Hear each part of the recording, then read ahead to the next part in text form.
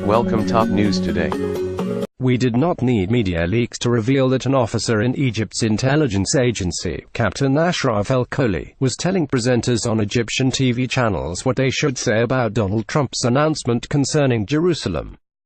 Published by the New York Times and broadcast by Egypt's Mecca television station, the leaks merely confirmed what we already knew about Egyptian media outlets being fully mobilized to push the Israeli viewpoint.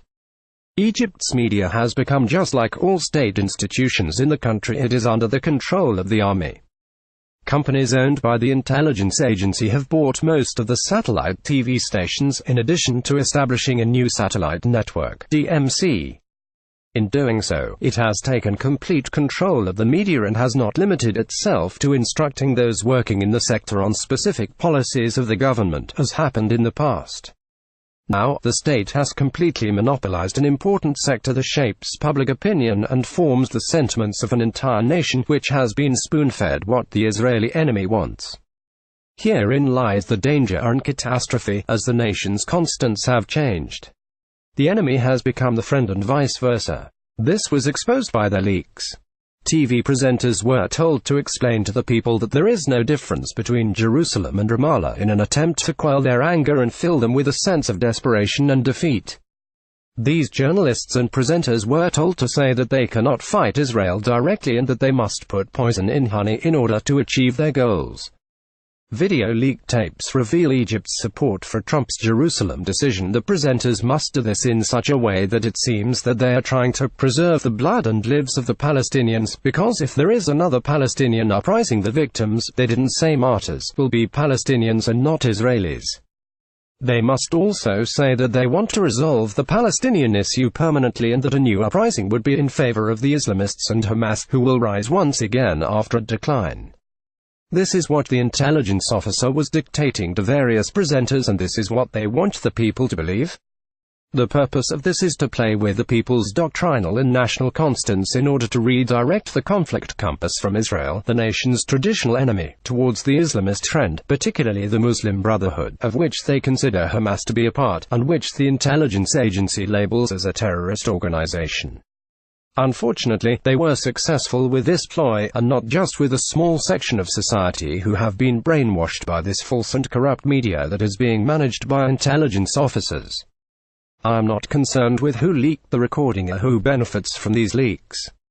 I am not concerned with whether this is a result of a conflict amongst the various branches of the deep state. All of this will pull us into a cycle of questions until we doubt the leak itself, and this is what the government wants to happen, in order to divert us from the essence of what was said in the disgraceful recordings. Egypt media blackout on Palestinian reconciliation talks. As such, I pay no attention to what is being said about the conflict between the military intelligence and general intelligence branches, as over 20 of the senior officers were retired in the past year alone.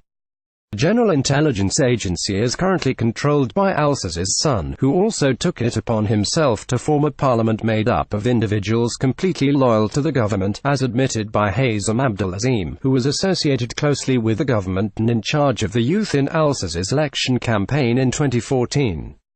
I am more concerned about the deterioration and decline of Egyptian intelligence. The image in the minds of Egyptians about this sovereign agency is far from the truth. Many novels, shows and movies have been written about the agency's heroic stories and exposure of espionage within Egypt, or the spies planted in Israel. The most famous of these shows are perhaps Rafat al-Hagan by Mahmoud Abdelaziz and Duma Ufayoun Wiki Huttiers in Shameless Isbad el-Imam, as well as the movies El Soud el-Hawiya, The Climb into the Abyss by Mahmoud Yassin, and Mohima Fight al-Abib Mission in Tel Aviv by Nadir al-Jindi. All of these have planted in our minds the heroics of the Egyptian intelligence agents and how they were able to infiltrate the Israeli Mossad spy agency. Regardless of the credibility of all of these stories, all intelligence agencies around the world are tasked with preserving the security of the state and the safety of its territories, not dictate to TV presenters what they should and should not say. However, this is the situation in Egypt after the 2013 coup and after the conflict compass stopped pointing at Israel, with which the country is currently enjoying, if that's the right word, a lukewarm peace. Instead, it is pointed at the Muslim Brotherhood, which the deep state in Cairo wants to eliminate from its roots and present it as a sacrifice to Donald Trump, who remains the biggest enemy of Islam and Muslims.